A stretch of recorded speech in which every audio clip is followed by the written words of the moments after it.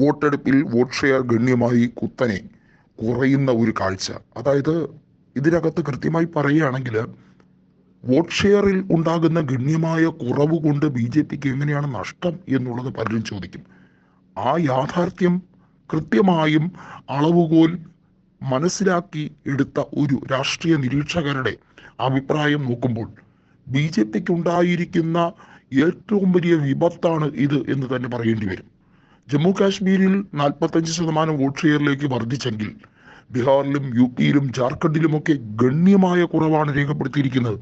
അതിലെടുത്തു പറയേണ്ടത് ഉത്തർപ്രദേശിൽ 45%-ലേക്കാണ് vote share മാറിയിരിക്കുന്നത്. ബീഹാറിൽ 45%-ലേക്ക് കുറഞ്ഞിരിക്കുന്നു. പശ്ചിമ ബംഗാളിൽ ഏത് ലോക്സഭാ മണ്ഡലത്തിലും 80-ലേറെ പോളിംഗ് നടക്കുന്നിടത്ത് പോലും 70% മാത്രമേ രേഖപ്പെടുത്തിയിട്ടുള്ളൂ. കഴിഞ്ഞ ലോക്സഭാ തെരഞ്ഞെടുപ്പിൽ 80%-ലധികം പോളിംഗ് ഉണ്ടായിരുന്ന പശ്ചിമ ബംഗാളിൽ 10%-ന്റെ ഗണ്യമായ കുറവ്. ബി ജെ പി ശരിക്കും ഭയപ്പെടുകയാണ്.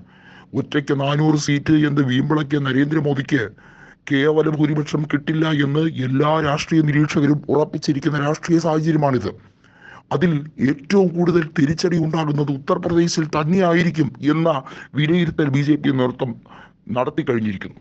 ജെ പി നദ്ദ ഇടയ്ക്ക് വെച്ച് പറഞ്ഞു, RSS ബി ജെ പിയുടെ ആഭ്യന്തര കാര്യങ്ങളിൽ ഒന്നും തന്നെ ഇടപെടരുത് എന്ന് കൃത്യമായിട്ട് പറഞ്ഞിരുന്നു. ആഭ്യന്തര കാര്യങ്ങളിൽ ഇടപെട്ടാൽ അത് വലിയ രീതിയിലുള്ള തർക്കത്തിൽ വിഷയമാകും എന്ന് ജെ പി നദ്ദ പറഞ്ഞു. RSS നേതാക്കളെല്ലാം തന്നെ പറയുന്നത് ബി ജെ പി ആക്കിയെടുത്തതും ഇത്രയധികം സീറ്റ് നേടിയെടുക്കാൻ ബി ജെ പിയെ കെൽപ്പുള്ളവരാക്കിയെടുത്തതും RSSന്റെ നിതാന്തമായ പരിശ്രമമാണ്. അവരെയാണ് ഇപ്പോൾ തരം താഴുന്ന രീതിയിൽ താറ്റി വിട്ടിരിക്കുന്നത്. ഇതിനെ ഒരു ചെറിയ രീതിയിൽ കാണാൻ കഴിയില്ല. ഇതൊരു വലിയ അപമാനമാണ് ഞങ്ങൾക്കേറ്റത് എന്നാണ് RSS നേതാക്കൾ പറയുന്നത്. അതിന് കൃത്യമായ മറുപടി ബി ജെ പിക്ക് കൊടുത്തിരിക്കും എന്ന രീതിയിൽ വൈകാരികമായി തന്നെയാണ് RSS പ്രതികരിച്ചിരിക്കുന്നത്. ഇത് ബി ജെ പിയുടെ കട്ടയും പടവും മടക്കും എന്നുള്ള കാര്യത്തിൽ ഒരു സംശയവും വേണ്ട.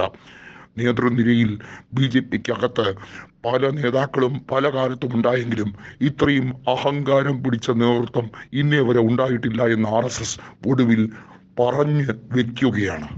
ഇതാണ് നരേന്ദ്രമോദിക്കും അമിത്ഷായ്ക്കും കിട്ടിയിരിക്കുന്ന ഏറ്റവും വലിയ തിരിച്ചടി എന്ന് തന്നെ പറയേണ്ടി വരും. അധികാരമത്തിൽ മുഴുകിയിരിക്കുമ്പോൾ വിവരണാത്മകമായി RSSന്റെ മുഖത്ത് നോക്കി അവരെ കരിവാരി തേക്കുന്ന രീതിയിൽ പറഞ്ഞിട്ടുണ്ടെങ്കിൽ നരേന്ദ്രമോദിക്കും അമിത്ഷായ്ക്കും RSS എന്താണെന്ന് മനസ്സിലാക്കി കൊടുക്കുമെന്നാണ് അവർ പറയുന്നത്. ഇതിനോടകം തന്നെ ബി ജെ പിയിൽ ഉണ്ടായിരിക്കുന്ന ഈ പൊട്ടിത്തെറി നിസാരമായി കണക്കാക്കാൻ കഴിയില്ല.